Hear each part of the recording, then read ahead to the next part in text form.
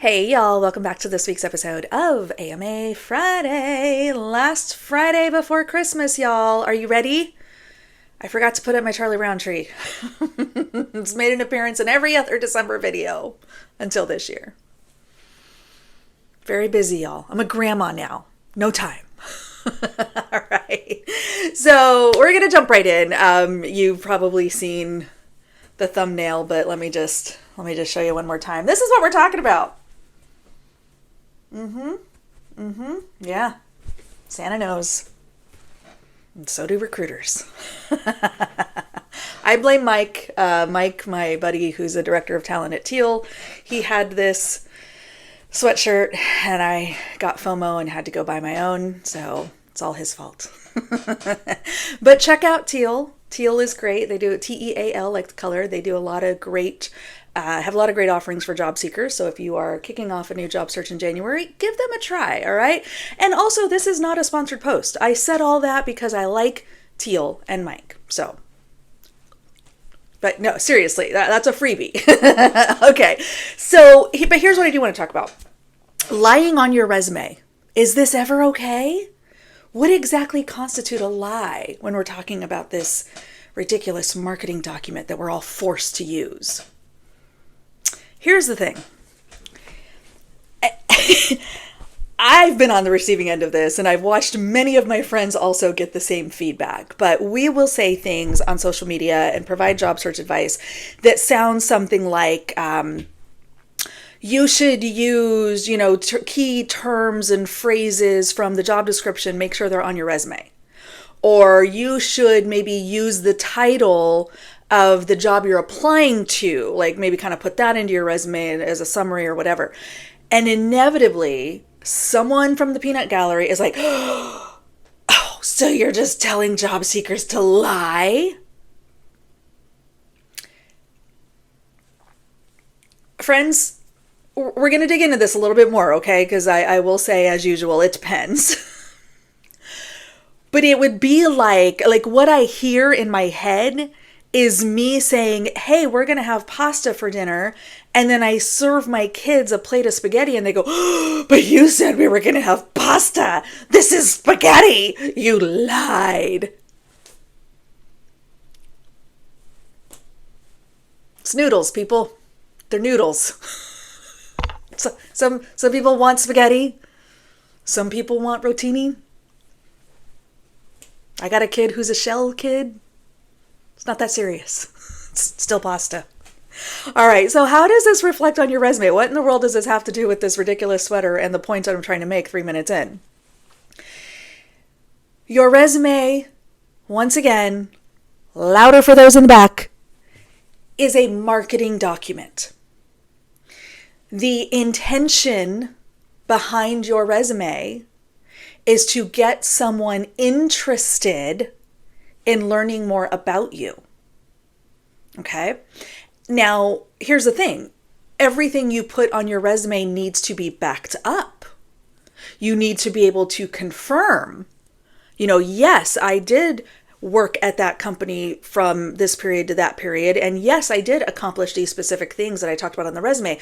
But if I'm going to put, as an example, something I recommend people do, if I'm going to put in my summary statement that I am a tenured sourcer, I need to be able to back up in my accomplishments where I've done some deep sourcing and some complex searches and things like that, the things that are expected of a sourcer. And so you get that from the job description, okay? So that's the kind of adjustments that we're talking about. We're not saying like go and make up stories or, lie about, put Google on your resume when you never worked there. Like that's a lie, okay, if you did not actually work there. But that's really what we're talking about. We're talking about those like minute little adjustments so that we are speaking the language that the recipient is going to understand. We're setting up our experience and our background and our accomplishments, and yes, maybe our titles in a way that helps folks see, oh, this makes sense. I get why they applied to this role. I see where there's a fit. I want to learn more about how they did it because there could potentially be a really good match here. That's what we're going for. Okay? So no, Virginia, that's not a lie. Just say it. But what if you do lie on your resume? Let's just say you do. Let's follow this thought through. Okay? You decide, I'm going to take advice from people who've monetized manipulating me and who've never worked in talent acquisition a day in their life and make their living off of lying to people with flashy props and gimmicks and really cool editing. And I'm going to go ahead and make up stuff and put it on my resume. Not that I'm thinking of any particular creators out there. Just saying, this is a hypothetical situation that could happen. So I'm going to lie. I'm going to fudge my title. I'm going to inflate it, right? I'm not just a recruiting manager. I'm a VP of recruiting. And I didn't only fill 100 roles this year. I filled 300. And I'm going to literally put things on my resume that are not true. That's a lie. When you say something that is actually not true, that cannot be verified, that cannot be backed up, that cannot be confirmed or validated, that is a lie. And so when you do that, you might get a call.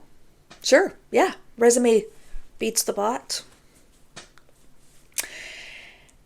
And you get on a call with a recruiter. And a recruiter's going to start poking holes. Okay, so help me understand how you did that. Oh, okay, and what kind of tools did you use there? And I'm sorry, the scope of that again was, you said there were how many? And so we're going to start asking these validating and verifying questions.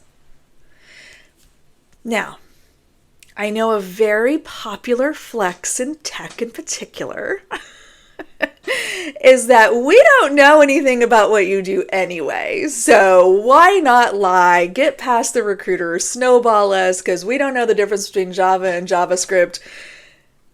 I mean, it's coffee, right? Different kinds of coffee. Okay, I know the difference.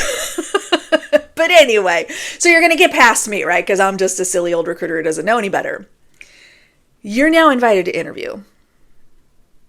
And you're now being given those, maybe it's an online assessment, maybe it's a whiteboard session, maybe it's some other kind of coding test or question or whatever.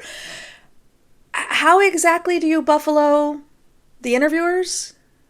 How does that work? See, that's the step I never hear from these creators.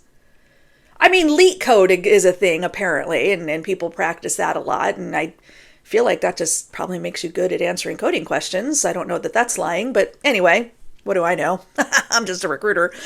But this is where it falls apart for me. So even, again, follow that through. Like, you get past the gatekeepers and the robots and the algorithms and whatever else you think exists out there.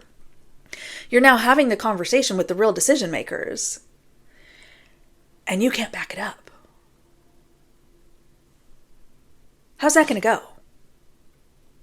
I think a lot of us forget that there is a whole critical back half of the process that is really probably the more important part that we need to not be sleeping on.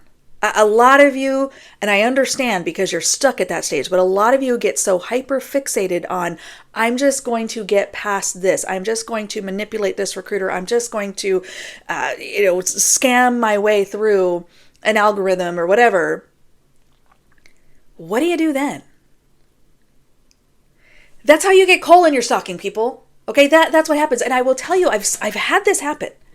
My BS detector is pretty good, but certainly early in my career and even early in my tech career, as I was kind of getting my arms around just tech hiring, I definitely made some mistakes and said, hey, I don't know what I don't know. I feel like there's something good here. Please validate. And I would have hiring managers or interviewers come back and say, actually, this was terrible, but here's why. And we would spend time looking at the answers and going through the specifics, and they would help me understand what some of the flags were, what some of the risks are, and even better, how I could vet for those better in the future. So please understand something. Really good recruiters, even okayest recruiters, we take our direction from the hiring team, and the hiring team is the one that's typically giving us the questions or the concepts that they want us to vet for, because they don't want to waste their time with people who lied. Final thought on this, and I've talked about this kind of documentation in the past. All of this gets recorded, typically. Interview feedback sits in the ATS on your candidate record. Any kind of notes, resume, previous history, any of that stuff sits there. Now, obviously, it's not valid forever, okay? If I'm interviewing somebody and I see 5 years ago they had a terrible interview and totally tried to snowball or buffalo the interviewer, it's been 5 years. I'm not going to hold that against them, okay? I'm a different person than I was 5 years ago. I'm sure you are too.